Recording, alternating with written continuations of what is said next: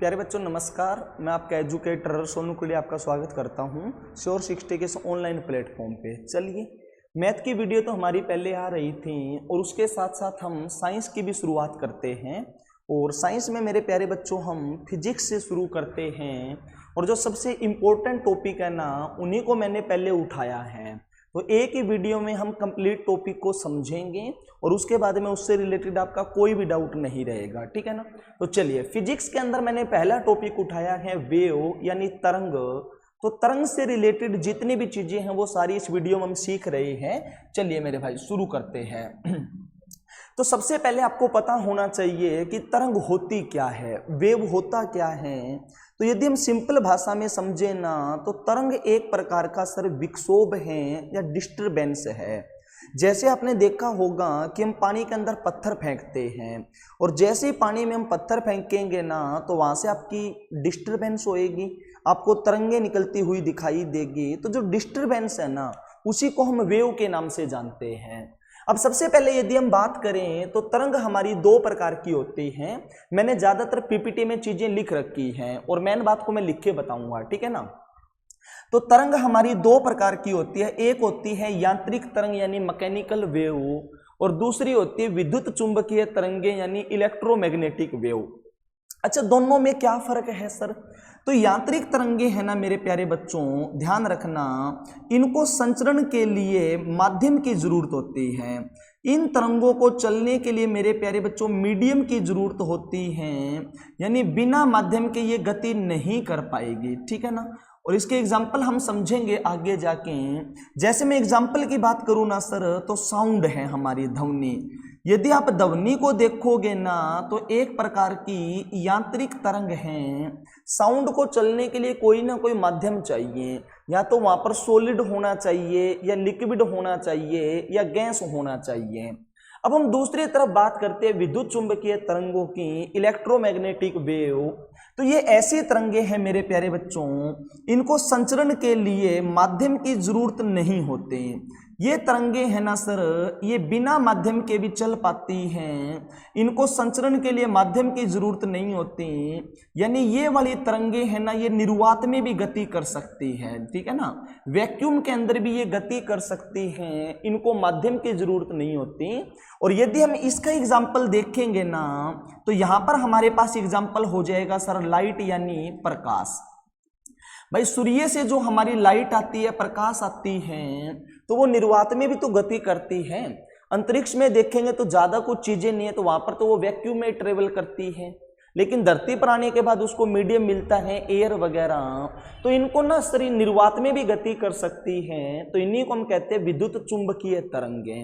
विद्युत चुंबकीय तरंगों की पूरी एक लिस्ट होती है और इसको हम अभी डिटेल में समझेंगे सारा, ठीक है ना। आगे मैं तुम्हें लिस्ट बताऊंगा, गामा किरणें वगैरह वो सारा इसी के अंदर आएगा, ठीक है ना।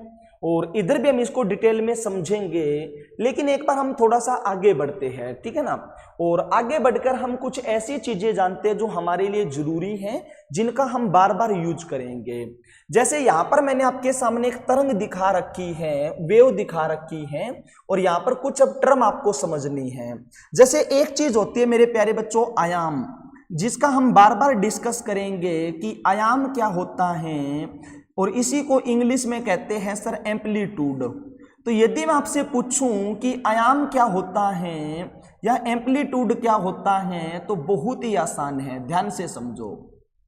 जो तरंग की ऊंचाई होती है ना उसी को हम मेरे प्यारे बच्चों आयाम कहते हैं।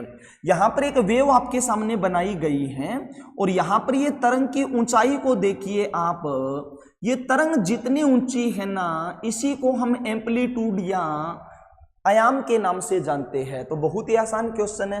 तरंग की जो अधिकतम ऊंचाई है ना सर उसी को हम कहते हैं आयाम। भाई तरंग की ऊंचाई को ही हम क्या कहते हैं सर? आयाम कहते हैं, याद रखेंगे। अब दूसरी चीज एक हमारे सामने होती है, क्या होती है सर? दूसरी चीज हमारे सामने होती है एक तरंग दैर्ध्य। अब तरंग दैर्ध्य समझो क्या होता है। इंग्लिश के अंदर हम वेवलेंथ कहते हैं और हिंदी में कहेंगे सर तरंग दैर्ध्य। क्या होता है तरंग दैर्ध्य? इंग्लिश के अंदर हम क्या कहेंगे सर? तो वेवलेंथ के नाम से जानते हैं। भाई नाम से ही क्लियर है, वेवलेंथ। यानी तरंग की लंबाई को ही हम क्या कहेंगे सर, तरंग दैर्घ्य कहेंगे। अब ध्यान से समझना, आपके सामने एक मैंने तरंग बनाई है, अब ध्यान से देखो, ये तरंग जब ऊपर की ओर जाती है ना तो इसे हम कहते हैं करस्ट, या इसी को हिंदी में श्रृंग के नाम से जानते हैं। ऊपर सींग होते हैं ना, सींग ऊपर होते हैं हमेशा, देखोगे तो, है ना, तो ऊपर वाले भाग को हम श्रृंग के नाम से जानते हैं, यानी इसे हम कहते हैं सर करस्ट। और फिर वेव नीचे की ओर जाएगी ना तो इसे हम कहते हैं गर्त। गर्त का मतलब होता है गड्ढा, और गड्ढा नीचे की ओर होता है, इंग्लिश में ट्रफ कहते हैं, ट्रफ। तो यहां से यहां तक एक वेव पूरी हुई है, यही हमारी एक वेव है सर, ठीक है ना। तो इसमें दो आपको पोर्शन लेने पड़ेंगे, कोई भी दो पोर्शन ले लो आप। ऊपर की ओर जाएंगे तो उसे हम श्रृंग कहते हैं, और नीचे की ओर जाएंगे तो इसे हम गर्त कहते हैं। तो यही एक तरंग की लंबाई है, यहां से लेकर यहां तक हमारी पूरी की पूरी एक तरंग है। और तरंग की लंबाई को ही हम किस नाम से जानते हैं भाई, तो तरंग की लंबाई को ही हम तरंग दैर्घ्य कहते हैं, याद रखना। तरंग की लंबाई को ही क्या कहा जाता है सर, तरंग दैर्घ्य कहा जाता है। और तरंग की जो लंबाई है, तरंग दैर्घ्य है ना, इसको डिनोट करते हैं एक अक्षर के द्वारा, और इसको दर्शाते हैं मेरे प्यारे बच्चों हम लैम्डा के द्वारा। ऐसा कुछ बना दीजिए और इसी को हम लैम्डा कहते हैं।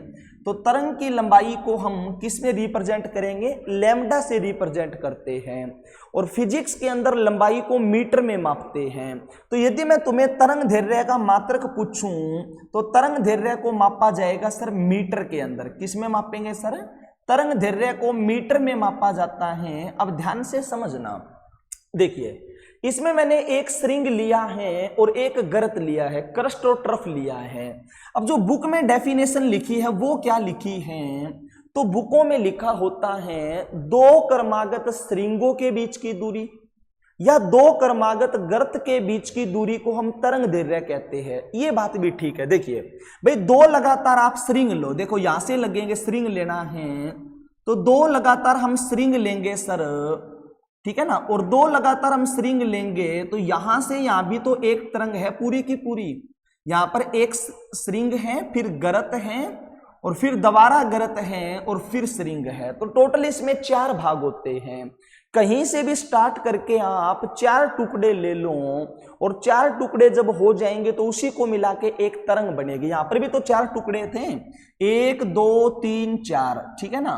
और यहां पर भी देखोगे तो चार टुकड़े हैं, 1 2 3 4। तो ये डेफिनेशन भी ठीक है कि दो लगातार श्रृंगों के बीच की दूरी क्या कहलाती है सर, तरंग दैर्घ्य। क्या कहलाती है, तरंग दैर्घ्य। या दो लगातार गरत के बीच की दूरी कह दो, वो भी तरंग दैर्घ्य है। अब दो लगातार गरत लेके देखो, वहां पर भी चार पार्ट होंगे। दो लगातार गरत ले लो, देखो दो हम लगातार गरत लेंगे, देखिए दो लगातार गरत ले लो, पहला गरत हमारा ये है, दूसरा ये है, और यहां से यहां तक देखो आप, तो इसमें भी तो चार पार्ट हैं, 1 2 3 और 4, ठीक है ना। तो एक ही चीज है। दो लगातार श्रृंगों के बीच की दूरी बोलो या दो लगातार गर्तों के बीच की दूरी बोलो, यानी दो श्रृंग और दो गर्त कहीं पर भी ले लो आप, चार जब भी पार्ट होंगे तो तरंग दैर्घ्य कहलाएगी। अब एक चीज हम और यूज करेंगे बार बार, जिसका नाम है सर आवृत्ति। आवृत्ति क्या होती है, तो गौर से सुनो। एक सेकंड में कंपन की संख्या, भाई एक सेकंड में जितना कंपन हुआ है ना, उसी को हम आवृत्ति के नाम से जानते हैं। तो ये भी इंपॉर्टेंट है, आवृत्ति, और इंग्लिश में कहते हैं फ्रीक्वेंसी। फ्रीक्वेंसी सर, आवृत्ति क्या होती है, आवृत्ति, तो आवृत्ति का मतलब है सर एक सेकंड में कंपनों की संख्या। एक सेकंड में कोई भी वेव है ना, वो कितनी बार वहां पे कंपन हुआ है, उसी को हम आवृत्ति कहते हैं। और आवृत्ति का मात्रक होता है मेरे प्यारे बच्चों हर्ट्ज। आवृत्ति का जो SI मात्रक होता है ना, वो हर्ट्ज होता है, या इसी को हम प्रति सेकंड में भी दिखा सकते हैं, एक ही बात है। या तो हर्ट्ज बोलो या प्रति सेकंड बोलो, प्रति सेकंड का मतलब 1 सेकंड, तो ये दोनों एक ही चीज है, ठीक है ना। हाँ, तो एक सेकंड में कंपनों की संख्या क्या कहलाएगी सर, एक सेकंड में वाइब्रेशन का जो नंबर है उसी को हम आवृत्ति कहते हैं।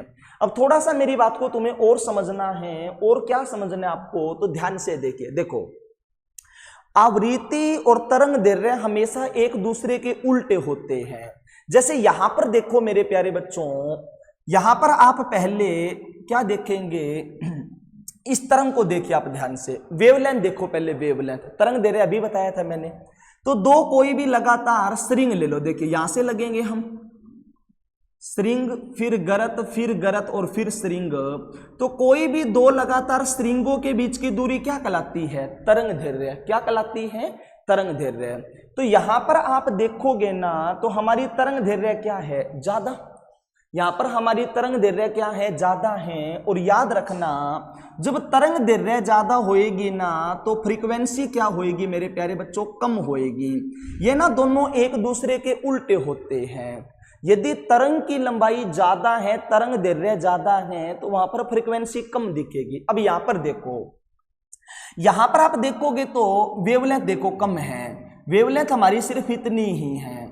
और जब हमारी वेवलेंथ इतनी है तो वहां पर फ्रीक्वेंसी क्या होएगी सर, हाई। ये देखो यहां पर कंपनों की संख्या आप देखेंगे तो ज्यादा है, ठीक है ना। तो याद रखना, ये दोनों एक दूसरे के उल्टे हैं।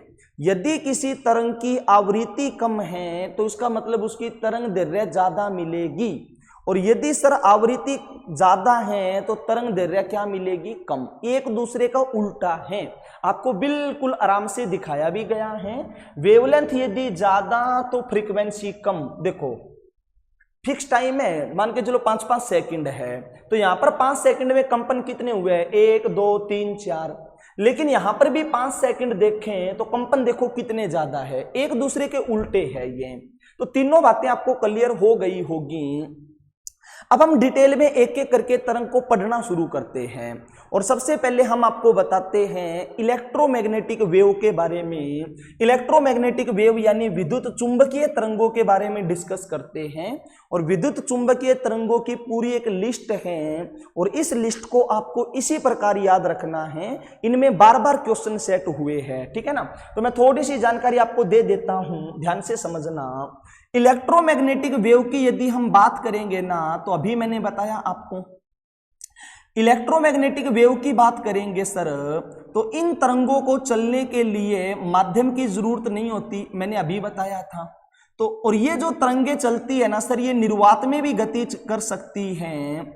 और निर्वात में ये गति करती है मेरे प्यारे बच्चों प्रकाश की चाल से। तो याद रखना, जितनी भी इलेक्ट्रोमैग्नेटिक वेव है ना, ये सारी की सारी प्रकाश की चाल से गति करते हैं, स्पीड ऑफ लाइट से।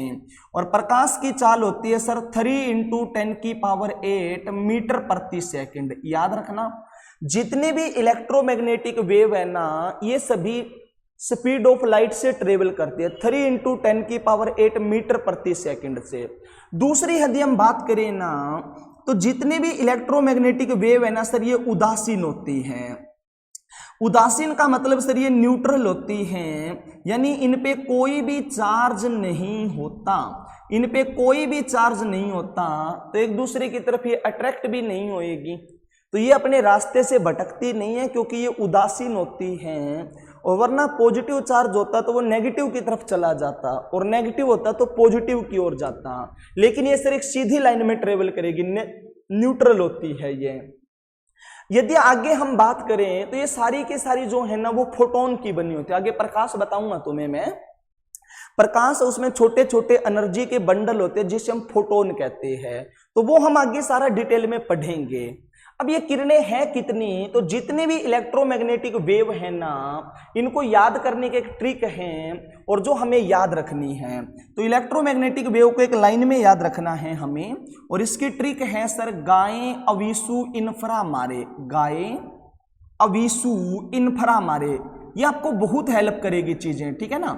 गाये अवीसु इन्फ्रा मारे, इतना आपको पता है तो ये सारी आपको एक बार में याद हो जाएगी। इन्फ्रा मारे, अब इसमें एक एक करके निकाल लेंगे सारा। आगे लिख रखा है मैंने, बार बार लिखूंगा नहीं, गौर से समझो। गा का मतलब हो जाएगा गामा किरणें, सबसे पहले गामा रेज आएगी, उसके बाद में A4 बनेगा एक्स रेज, सबसे पहले गामा किरणें फिर एक्स रेज। फिर यहां पर ऐसे बनेगा सर आपके सामने अल्ट्रावायलेट यानी पराबैंगनी किरणें। फिर विषु से बनेगा विजुअल लाइट यानी दृश्य प्रकाश। फिर हमारे पास आएगी इंफ्रारेड यानी अवरक्त किरणें। उसके बाद में हमारे पास आएगी सर माइक्रोवेव और लास्ट में आएगी हमारे पास रेडियो वेव। तो ये पूरी की पूरी सीक्वेंस आपको याद रखनी है। ट्रिक मैंने बता दी तुम्हें, गामा किरणें, एक्सरे किरणें, पराबैंगनी किरणें, दृश्य प्रकाश, अवरक्त किरणें, सूक्ष्म किरणें और रेडियो वेव। हो जाएगा ना सारा का सारा। हाँ, माँ से माइक्रो, रे से रेडियो बनेगा लास्ट में, ठीक है। अब इनमें याद रखना आपको, देखो दो प्रॉपर्टी आपको याद रखनी है जो बार बार पूछेगी। यदि मेरे प्यारे बच्चों आप इधर जाओगे ना, यानी लेफ्ट से राइट की ओर जाओगे लेफ्ट से, तो इधर जाने पर मेरे प्यारे बच्चों तरंग दैर्घ्य बढ़ेगी। क्या बढ़ेगी सर? तरंग दैर्घ्य। यानी सबसे कम तरंग दैर्घ्य गामा की होगी, फिर एक्सरे की होगी, सबसे कम इसकी है। और जैसे जैसे इधर जाओगे ना तो तरंग दैर्घ्य बढ़ेगी। सबसे ज्यादा तरंग दैर्घ्य होती है सर किसकी? रेडियो वेव की। किसकी होती है? अभी मैंने बताया तरंग दैर्घ्य और आवृत्ति एक दूसरे का उल्टा है। तो इधर यदि हम जाएंगे तो तरंग दैर्घ्य बढ़ेगी, तो सर यदि हम इधर आएंगे तो क्या बढ़ेगी सर? आवृत्ति। इधर आएंगे तो हम आवृत्ति बढ़ेगी, यानी सबसे ज्यादा आवृत्ति किसकी है सर? गामा की। इससे कम मिलेगी एक्सरे की। तो ये तुम्हें याद रखना है बढ़िया से, ठीक है ना। एक बात और, जिस चीज की आवृत्ति ज्यादा होती है ना उसमें ऊर्जा भी ज्यादा होती है। भाई आवृत्ति का मतलब होता है कंपनों की संख्या। तो यदि किसी चीज में कंपन की संख्या ज्यादा है ना तो वहां पर ऊर्जा भी ज्यादा है। और जिस चीज के पास ऊर्जा ज्यादा होती है वो भेद देती है चीजों को, यानी वहां पर भेदन क्षमता भी हमें ज्यादा मिलेगी। अब मैं तुम्हें एक एक करके इन सभी किरणों के बारे में पढ़ा रहा हूं।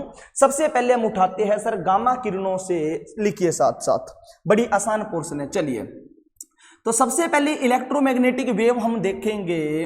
तो सबसे पहली इलेक्ट्रोमैग्नेटिक वेव है हमारे पास गामा किरणें। गामा किरणें इंग्लिश में गामा रेज कह देंगे, एक ही बात है। हिंदी में गामा किरणें लिख देंगे। पहला क्वेश्चन आपसे पेपर में पूछा जाएगा, बार बार जो पूछा गया है कि सर गामा किरणों की खोज किसने करी है।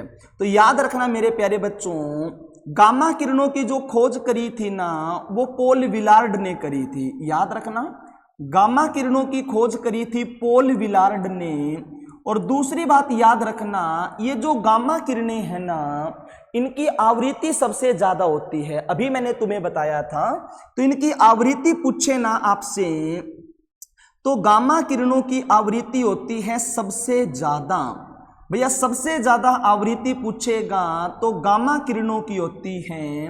और जिस चीज की आवृत्ति ज्यादा होती है ना उसमें ऊर्जा भी ज्यादा होती है, यानी इसकी आवृत्ति ज्यादा है तो इसमें ऊर्जा भी ज्यादा होगी। और जिस चीज के पास ऊर्जा ज्यादा होती है ना उसमें भेदन क्षमता भी ज्यादा होती है। तो सबसे ज्यादा भेदन क्षमता किस किरण के पास है सर? सबसे ज्यादा जो भेदन क्षमता है ना वो गामा किरण के पास है। तो याद रखना इनके अंदर भेदन क्षमता भी ज्यादा होती है, याद रखेंगे। दूसरी बात, इसीलिए इस किरण का प्रयोग करते हैं कैंसर के उपचार में। कैंसर में हमारे शरीर में गांठ बनती है और उसी को तोड़ने के लिए गामा किरणों का यूज करते हैं क्योंकि इसकी भेदन क्षमता ज्यादा है। तो याद रखना मेरे प्यारे बच्चों, इसका प्रयोग कहां पर करेंगे? तो गामा किरण का प्रयोग होता है सर कहां पर? तो कैंसर के उपचार में।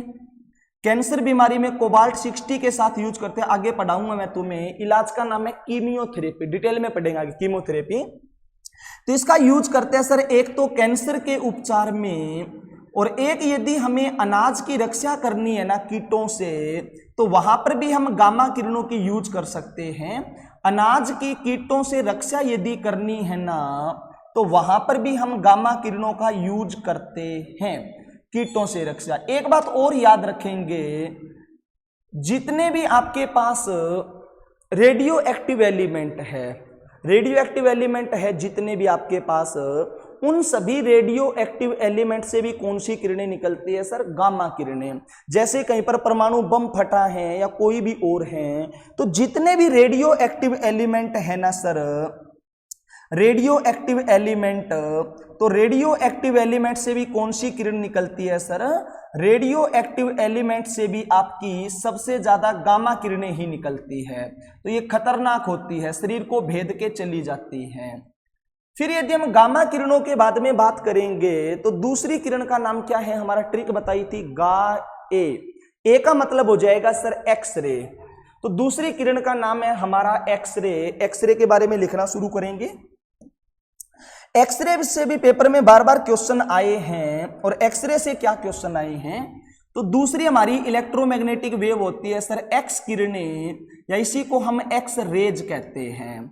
तो पहला क्वेश्चन पूछा जाएगा इन किरणों की खोज किसने करी थी, तो एक्सरे किरणों की खोज करी थी प्यारे बच्चों रोंटजन ने। किसने करी थी, पूरा नाम है कोनराड रोंटजन, आप रोंटजन याद रखिए, ठीक है ना। अब देखो सबसे ज्यादा जो भेदन क्षमता या आवृत्ति है वो गामा किरणों की होती है, और जैसे जैसे हम इधर जाएंगे तो आवृत्ति घटती जाएगी। तो सबसे ज्यादा आवृत्ति गामा किरणों की है, और गामा के बाद में जो आवृत्ति होती है ना वो एक्सरे किरणों की होती है। तो गामा किरणों से कम आवृत्ति होती है इसकी, किसकी सर, एक्सरेज की। वो तो बता ही दिया मैंने। धीरे धीरे इधर जाएंगे तो आवृत्ति घटती जाएगी। अब यूज पूछेगा, एक्सरे किरणों का यूज किया जाता है मेरे प्यारे बच्चों कहां पर, तो हड्डी, रतन, देखो इनकी जांच के लिए किया जाता है। जैसे किसी भी बंदे की हड्डी वगैरह टूटी है और हमें क्रैकिंग का पता करना है, तो वहां पर गामा किरणों का एक्सरे किरणों का यूज होता है।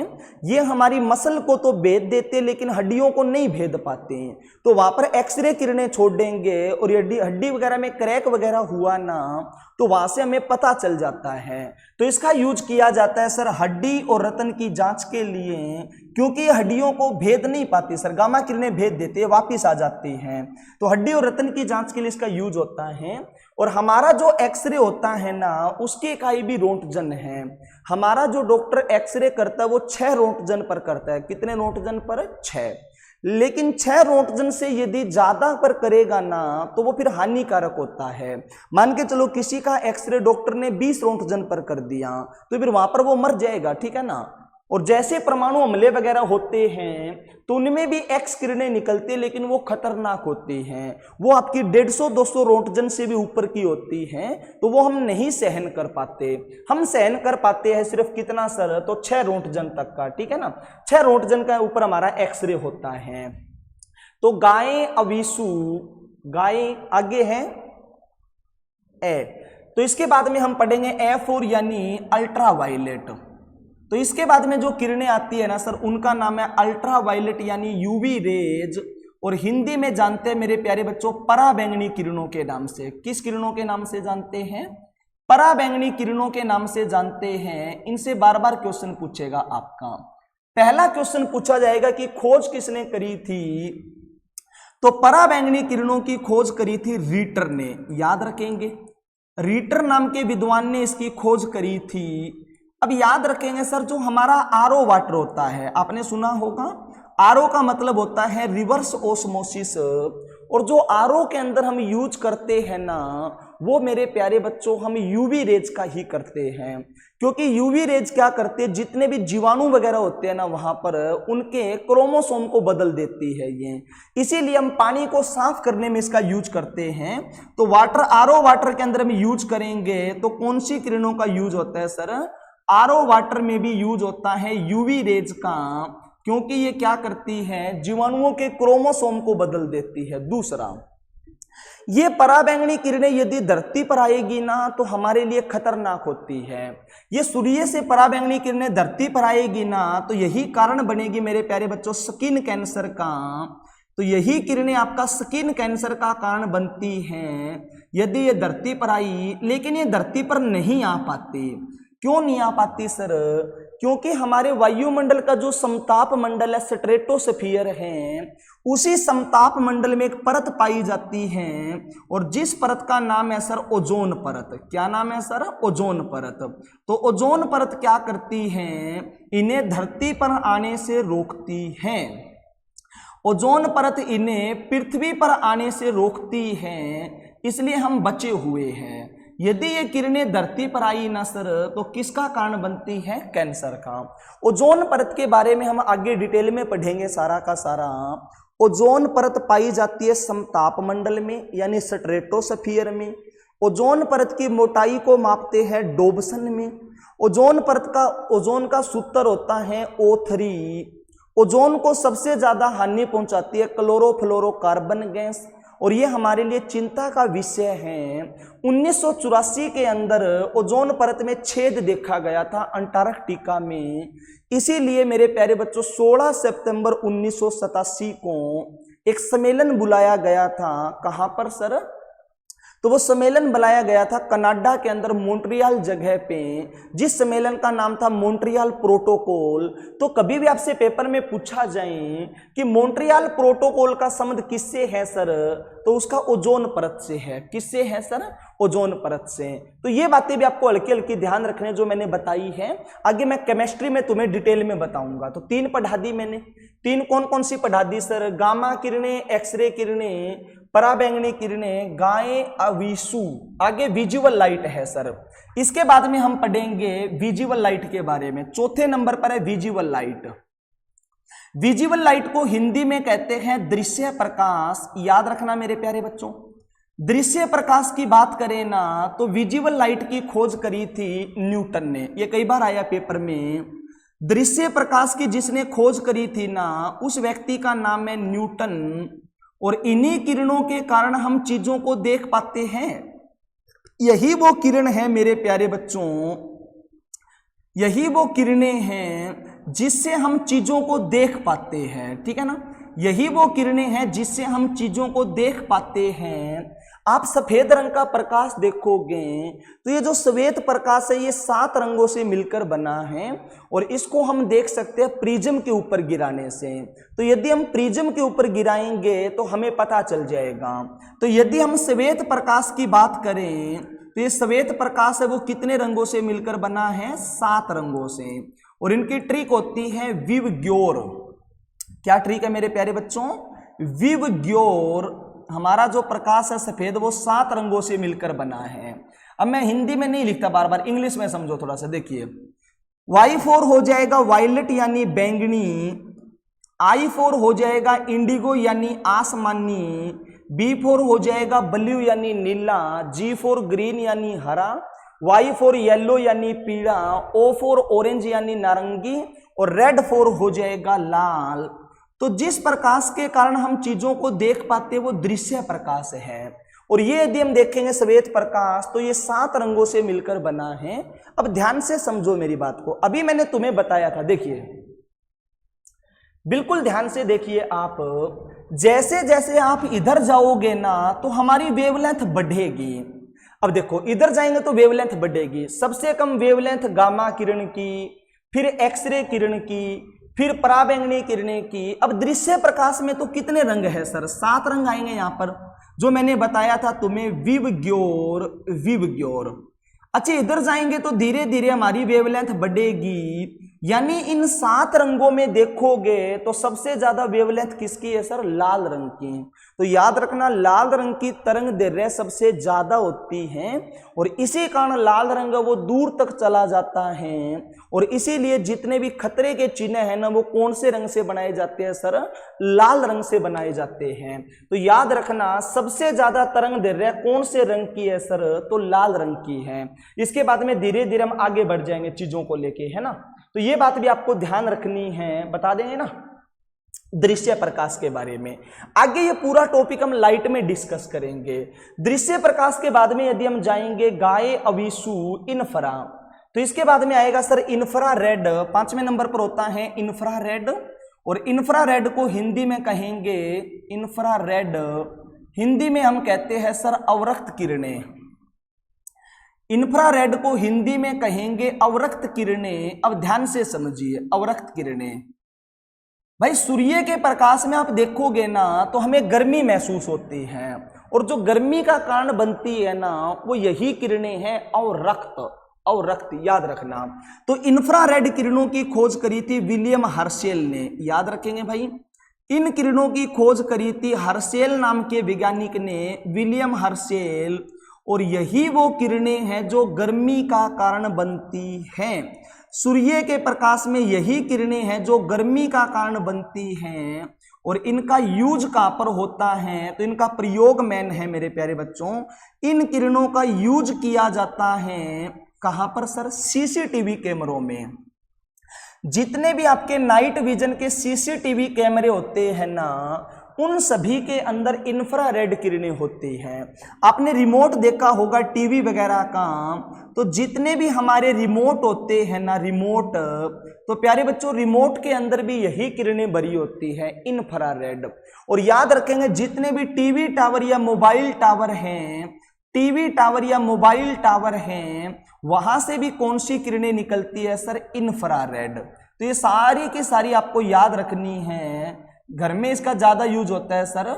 यदि हम टीवी टावर या मोबाइल टावर की बात करें, रिमोट है, सीसीटीवी कैमरे हैं, इन सभी के अंदर इंफ्रारेड का यूज होता है, क्योंकि ये गर्म है और गर्म चीज है तो वो थोड़ा दूर तक जा पाएगी, ठीक है ना। जैसे धुंध वगैरह में जो लाइटें वगैरह होती हैं, उनमें भी इनका यूज होता है, क्योंकि गर्म किरणें हैं सर। तो इंफ्रारेड की खोज करी थी विलियम हर्शेल ने। इंफ्रारेड के बाद में यदि हम बात करें छठे नंबर पर, गाए अविसु इंफ्रा मारे, मां से बनेगा सर माइक्रोवेव। छठे नंबर पर होती है हमारी माइक्रोवेव, और माइक्रोवेव को हिंदी में कहेंगे सर सूक्ष्म किरणें। माइक्रोवेव को हिंदी में कहेंगे सूक्ष्म किरणें। सूक्ष्म किरणें। अच्छा सर, इससे ज्यादा पेपर में नहीं पूछा जाता माइक्रोवेव से। इनकी जो खोज करी थी ना, वो प्यारे बच्चों हर्ट्ज ने करी थी, याद रखना। माइक्रोवेव के जो खोज करता है ना, इनके वैज्ञानिक का नाम है सर हर्ट्ज, और इनका यूज होता है सर कहां पे? तो आपने सुना होगा एक माइक्रोवेव ओवन होता है, चीजों को गर्म करने के लिए आपका एक माइक्रोवेव ओवन होता है, जिसमें आप चीजें रखेंगे तो किरणों से वो गर्म कर देता है खाने वगैरह को। तो नाम से ही क्लियर है सर, माइक्रोवेव जो ओवन होता है उसमें कौन सी किरणों का यूज होता है सर?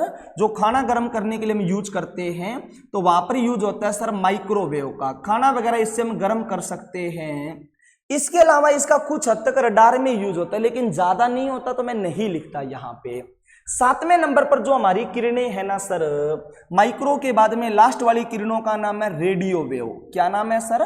Radio wave. और यहां से पेपर में ज्यादा क्वेश्चन आते हैं रेडियो वेव की। यदि हम बात करें, रेडियो किरणों की बात करें हम, तो रेडियो किरणें से याद रखेंगे सर, इनकी खोज थोड़ा सा देख लेना, शायद मार्कोनी थे, थोड़ा सा देख लेंगे एक बार रेडियो वेव की। एक मिनट रुको, मैं बता देता हूं, थोड़ा सा ध्यान नहीं है ये, जस्ट एक मिनट।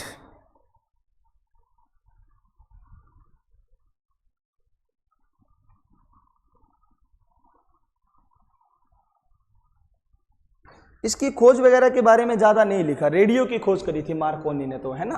तो रेडियो किरणों की खोज से रिलेटेड ज्यादा नहीं है। अब ध्यान से देखो, मैंने आपको बताया था सर इधर आएंगे ना तो आवृत्ति क्या हो, देखो इधर जाएंगे तो क्या बढ़ेगी सर? आपकी आवृत्ति बढ़ती जाती है, और ये सबसे लास्ट की किरणें हैं। तो याद रखना, रेडियो किरणों की जो आवृत्ति है ना, आवृत्ति नहीं सॉरी तरंग दैर्घ्य बता रहा हूं मैं, सबसे ज्यादा जो तरंग दैर्घ्य होती है, सबसे ज्यादा जो तरंग दैर्घ्य होती है ना, वेवलेंथ होती है, तो सबसे ज्यादा तरंग दैर्घ्य कौन सी किरणों की होती है सर? तो रेडियो वेव की होती है। और तरंग दैर्घ्य है ना, तो जिनकी वेवलेंथ ज्यादा होती है वो दूर तक चली जाती है, तो ये किरणें बड़ी दूर तक चली जाएगी हमारी, इसीलिए सर इनका यूज होता है रेडियो और टीवी के प्रसारण में। रेडियो वगैरह में देखते होंगे आप, घर पर बैठे बैठे कहाँ की न्यूज सुन लेते हो, तो वहां पर सारा रेडियो वेव का ही कमाल है। तो रेडियो और टीवी के प्रसारण में कौन सी किरणों का यूज होता है सर? तो वहां पर रेडियो वेव का यूज होता है। एक आपने नाम सुना होगा रडार, तो मेरे प्यारे बच्चों रडार के अंदर भी रेडियो वेव यूज होती है। जितने भी हवा में उड़ने वाली चीजें हैं ना, उन सभी में डायरेक्शन वगैरह का पता लगाने के लिए रडार का यूज होता है। और रडार की फुल फॉर्म होती है sir radio detection and ranging. Radio detection and ranging, detection का मतलब होता है पता लगाना, रेडियो डिटेक्शन एंड रेंजिंग, तो ये रडार की फुल फॉर्म है। आगे हम डिटेल में पढ़ेंगे रडार के बारे में। तो रडार में भी कौन सी किरणों का यूज होता है सर? तो रेडियो वेव का यूज होता है। सबसे ज्यादा इनकी तरंग दैर्घ्य होती है और तरंग दैर्घ्य इनकी ज्यादा है तो इनकी आवृत्ति कम हो जाएगी। तरंग दैर्घ्य और आवृत्ति एक दूसरे की उल्टी होती है। तो यहां पर हमने सारी की सारी किरणों के बारे में डिटेल में पढ़ लिया। ये कौन सी किरणें हैं सर? तो ये सारी की सारी हमारी इलेक्ट्रोमैग्नेटिक वेव है। इनमें एक क्वेश्चन बड़ा पॉपुलर है, 4 ऑप्शन देके पूछ लेगा कि कौन सी किरण की आवृत्ति ज्यादा है या तरंग दैर्घ्य ज्यादा है। तो ये सीक्वेंस तुम्हें बढ़िया से याद रखनी है। गायें अभिसु इन्फ्रा मारे, फिर बता पाओगे आराम से आप। इधर जाएंगे सर तो तरंग दैर्घ्य बढ़ेगी और इधर आएंगे तो आवृत्ति बढ़ेगी। सबसे ज्यादा आवृत्ति किसकी? गामा किरणों की। अब हम बात करते हैं मेरे प्यारे बच्चों दूसरी किरणों की। हमने आपको 2 प्रकार की तरंग बताई थी, एक तो इलेक्ट्रोमैग्नेटिक वेव और एक होती है हमारी मैकेनिकल वेव। तो अब हम थोड़ा सा मैकेनिकल पर आगे बढ़ते हैं। मैकेनिकल पता ही है तुम्हें, यांत्रिक तरंगे। यांत्रिक तरंगे वो होती है जिनको चलने के लिए माध्यम की जरूरत होती है, बिना माध्यम के गति नहीं कर पाएगी ये। तो पढ़िए, ऐसी तरंगे जिनके संचरण के लिए माध्यम की जरूरत होगी उन्हें यांत्रिक तरंगे कहते हैं। अब ये थोड़ा सा समझना जरूरी है। ये ना 2 टाइप की होती हैं। एक होता है सर ट्रांसवर्स यानी अनुप्रस्थ तरंगे, आपके सामने लिखा है। ट्रांसवर्स को हिंदी में कहते हैं अनुप्रस्थ। और एक होती है आपके पास अनुदैर्घ्य तरंगें। अनुदैर्घ्य को इंग्लिश में कहते हैं लॉन्गिट्यूडनल। तो पेपर में बार बार पूछा जाता है। एक बार मैं थोड़ा क्लियर कर देता हूं पेपर में क्वेश्चन क्या आएगा। पेपर में बार बार पूछता है प्रकाश कैसी तरंग है? प्रकाश। और एक पूछेगा ध्वनि कैसी तरंग है? ध्वनि। फिर आप आराम से बातें समझ पाओगे, ध्यान से देखना। एक तो प्रकाश पूछेगा और एक ध्वनि पूछेगा। देखिए, वैसे प्रकाश आप देखोगे तो इलेक्ट्रोमैग्नेटिक वेव के अंदर आता है, लेकिन प्रकाश माध्यम में भी तो गति कर पाता है। तो गति करने का तरीका हमें देखना है। तो पहले मैं तुम्हें ट्रिक बता रहा हूं। देखिए, पैसे प्रकाश, पैसे परस्थ, अनु शब्द दोनों में आएगा आगे। अनु शब्द के ऊपर ध्यान नहीं देना। पैसे प्रकाश, पैसे परस्थ। प्रकाश एक अनुप्रस्थ तरंग है, अभी बताऊंगा अनुप्रस्थ क्या होता है। और ध्य से ध्वनि, ध्य से धैर्य, अनु शब्द दोनों में है, अनु को नहीं देखना। ध्य से ध्वनि, ध्य से धैर्य और पैसे प्रकाश, पैसे परस्थ। ध्वनि एक अनुधैर्य तरंग है। अब समझो अनुप्रस्थ क्या है, बहुत ही आसान लैंग्वेज में बता रहा हूं, ध्यान से समझो। अनुप्रस्थ के अंदर क्या होते हैं, जैसे आप पानी के अंदर ना पत्थर फेंको और जैसे पानी में आप पत्थर फेंकोगे तो ये बताओ जो माध्यम के कण है, पानी है, वो वहीं पर ऊपर नीचे होएगा ना। पानी के अंदर जैसे पत्थर फेंकेंगे तो पानी वहीं पर ऊपर नीचे होएगा। लेकिन तरंगे आगे चलती रहती है, तरंगे ऐसे चारों तरफ निकलती रहेगी। तो इसके अंदर माध्यम के कण और तरंग है ना, वो एक दूसरे के लंबवत होते हैं। एक दूसरे के क्या होते हैं सर? लंबवत। लंबवत का मतलब है मेरे प्यारे बच्चों, माध्यम के कण वही ऊपर नीचे करते रहेंगे, लेकिन जो तरंग है वो आगे निकलती रहती है। तो जिसमें माध्यम के कण और तरंग एक दूसरे के लंबवत होएगी ना, उसे हम कहते हैं अनुप्रस्थ। क्या कहते हैं? अनुप्रस्थ। और अनुधैर्य में ये दोनों पैरेलल होते हैं। भाई माध्यम के कण भी इधर जाएंगे ना तो आपकी तरंग भी इधर जाएगी। जैसे ध्वनि है, ध्वनि, तो ध्वनि के अंदर आप देखोगे ना तो तरंग उधर जा रही है, तो माध्यम के कण भी थोड़ा मोटा उधर ही गति करेंगे। ये एक दूसरे के पैरेलल होते हैं, दोनों एक ही दिशा के अंदर गति करते हैं। ये फर्क है दोनों के अंदर, आप समझ पाओगे बात को। जैसे सिंपल दोबारा समझो, हम जो चलते हैं तो हम ऐसे चलेंगे पैर उठा उठा के, और हम इस प्रकार से पैर उठा उठा के चलेंगे तो ये ऐसे जो आएंगे ना उठा उठा के चलने वाले, ये अनुप्रस्थ में जाएंगे। लेकिन केंचुआ वगैरह आपने देखा वो कैसे चलता है, एक बार सिकुड़ेगा फिर फैलेगा, फिर सिकुड़ेगा फिर फैलेगा। तो कुछ इसी प्रकार गति करती है सर कौन सी तरंगे? तो अनुधैर्य तरंगे। अनुधैर्य में इसी प्रकार की कुछ गति होती है। थोड़ा सा हम और समझते हैं बातों को। देखिए इधर आपके सामने लिखी हुई है चीजें समझाने के लिए मैंने। अनुप्रस्थ तो आप समझ गए होंगे, दोबारा बता रहा हूं थोड़ा सा मैं। अनुप्रस्थ में देखोगे तो क्या है, लिख देता हूं मैं यहां पे अनुप्रस्थ। तो यदि हम अनुप्रस्थ तरंगों की बात करेंगे ना मेरे प्यारे बच्चों, अनुप्रस्थ तरंगों की, तो याद रखना ट्रांसवर्स वेव की, तो इसमें जो माध्यम के कण है ना, माध्यम के कण याद रखना, माध्यम के जो कण हैं वो लंबवत मिलेंगे सर, परपेंडिकुलर मिलेंगे। इसमें मेरे प्यारे बच्चों माध्यम के कण लंबवत होते हैं किसके सर, तो माध्यम के कण लंबवत हो जाएंगे सर तरंग के, ठीक है ना, माध्यम के कण लंबवत हो जाएंगे तरंग के। और इसमें यदि मैं तुम्हें एग्जाम्पल बताऊं तो जैसे सबसे पहले एग्जाम्पल आ जाएगा लाइट, प्रकाश है वो कैसी तरंग है सर, तो प्रकाश एक अनुप्रस्थ तरंग है। दूसरा यदि आप जल के अंदर पत्थर फेंकोगे तो जल में यदि हम पत्थर फेंकेंगे तो वहां पर भी कौन सी तरंग निकलेगी सर, जल में यदि हम पत्थर फेंकेंगे तो वहां पर भी अनुप्रस्थ तरंगें निकलती हैं। एक बात और समझो, जितने भी आपके पास धागे वाले यंत्र होते हैं बजाने वाले, जैसे गिटार हैं, सितार हैं, तो उनमें भी हम बजाते हैं तो माध्यम के कण वहीं ऊपर नीचे होंगे जो धागा है, लेकिन किरणें आगे निकलती रहती है। तो जितने भी डोरी वाले यंत्र होते हैं ना वो भी सारे इसी में आते हैं। जितने भी डोरी वाले यंत्र होंगे, गिटार है, सितार है, वीणा वगैरह हैं, वो सारे इसी के एग्जाम्पल है। अब हम थोड़ा सा समझते हैं अनुदैर्घ्य को। अनुदैर्घ्य में क्या होगा वो समझो। देखिए अनुदैर्घ्य तरंगे जो गति करेगी ना, ये गति करेगी मेरे प्यारे बच्चों संपीड़न और विरलन के माध्यम से। संपीड़न का मतलब क्या है, ये देखिए, संपीड़न का मतलब होता है यहां पर तरंग देखोगे तो सिकुड़ गई है। देखिए तरंग का जो सिकुड़ना है ना सर, उसी को हम संपीड़न कहते हैं, इंग्लिश में कंप्रेशन के नाम से जानते हैं। तो एक बार तरंग आपकी सिकुड़ जाएगी, फिर तरंग आपकी दोबारा फैल जाएगी, और तरंग का जो फैलना है उसको हम विरलन कहते हैं, उसे हम विरलन के नाम से जानते हैं। तो ये जो तरंगे हैं ना, ये संपीड़न और विरलन के माध्यम से गति करती है। एक बार सिकुड़ेगी, फिर फैलेगी, फिर सिकुड़ेगी, फिर फैलेगी।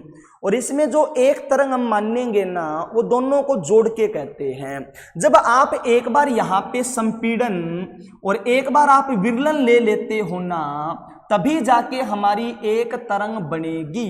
तो एक संपीड़न और एक विरलन को मिलाने पर एक तरंग मानी जाती है। और इसमें माध्यम के कण है ना, वो सेम दिशा में गति करेंगे, याद रखना। अनुदैर्घ्य तरंगों में देखोगे ना, तो माध्यम के कण और तरंग जो है ना वो पैरेलल गति करते हैं। माध्यम के कण और तरंग है वो पैरेलल गति करते हैं, दोनों एक ही दिशा में जाते हैं, लेकिन अनुप्रस्थ में एक दिशा में नहीं जाते हैं। तरंग इधर जाएगी तो माध्यम के कण वही ऊपर नीचे होंगे, यही फर्क है। उम्मीद करेंगे आप समझ पाए होंगे। ज्यादा यही पूछेगा ध्वनि कैसी तरंग है, अनुदैर्घ्य। अनुदैर्घ्य तरंगे संपीड़न और विरलन से आगे बढ़ेगी। और प्रकाश कैसी तरंग है सर, अनुप्रस्थ। अनुप्रस्थ तरंगे है ना वो ऊपर नीचे ऐसे हैं, तो वहां पर करस्ट और ट्रफ के माध्यम से आगे बढ़ेगी। ठीक है, थोड़ा सा मैंने तुम्हारी मदद के लिए एक पेज और लिया है, इससे थोड़ा और क्लियर हो जाएगा। पढ़ो अनुप्रस्थ तरंगे क्या है, ट्रांसवर्स वेव, तो पढ़ के देखो। देखिए इसमें माध्यम के कण तरंग के चलने की दिशा के लंबवत होते हैं। समझाया ना मैंने तुम्हें इस प्रकार से। देखिए तरंग आपकी आगे निकल जाएगी, लेकिन माध्यम के कण वही ऊपर नीचे करते रहते। पानी में पत्थर फेंकना, माध्यम के कण वही है लेकिन तरंगे आगे निकल गई है ना। इसमें पढ़ो, इसमें माध्यम के कण तरंग के चलने की दिशा के समांतर होते हैं। माध्यम के कण इधर जा रहे तो इसमें तरंग भी इधर जाएगी। सबसे बड़ी एग्जांपल ध्वनि है। ध्वनि क्या है सर, ध्वनि। दूसरी बात, ये तरंगे स्ट्रिंग और गरत के रूप में संचरित होती है। भाई ऊपर वाले भाग को हम स्ट्रिंग कहते हैं, नीचे वाले को गरत कहते हैं। और एक स्ट्रिंग और एक गरत से मिलकर एक तरंग बनती है। सिखाया था ना, एक स्ट्रिंग और एक गरत को मिला दो तो एक तरंग बन जाती है। ये तरंगे संपीड़न और विरलन के रूप में आगे बढ़ती हैं। एक बार तरंग सिकुड़ेगी, फिर फैलेगी, फिर सिकुड़ेगी, फिर फैलेगी। और एक संपीड़न और एक विरलन को मिलाओगे तब एक तरंग बनेगी। बताया था अभी मैंने। ये तरंगे ठोस माध्यमों में तथा द्रव के ऊपरी सतह पर उत्पन्न होती है, परंतु द्रवों के अंदर और गैस में उत्पन्न नहीं होती। याद रखना, जितने भी अनुप्रस्थ तरंग है ना, या तो ये सॉलिड के अंदर उत्पन्न होगी ठोस माध्यम में, या पानी के ऊपर आपने पत्थर फेंका तो अंदर तरंग नहीं बनते। तरंग तो पानी के ऊपर बनेगी। तो या तो ये ठोस माध्यम में पैदा होएगी या द्रव के ऊपरी सतह में होएगी। ये गैस और द्रव के अंदर पैदा नहीं होती सर। और ये देखोगे ना तो ये तीनों माध्यम में हो सकती है, ठोस के अंदर भी, द्रव के अंदर भी और गैस के अंदर भी। यहां पर ये टॉपिक आपका कंप्लीट होता है। उम्मीद करेंगे आपको समझ पाए होंगे। अब कोई भी इस टॉपिक से रिलेटेड क्वेश्चन है ना तो वो आपका बनना चाहिए। चलिए आज की क्लास में इतना ही, मिलते हैं आगे किसी लेक्चर में कंप्लीट टॉपिक को लेकर। तब तक थैंक यू।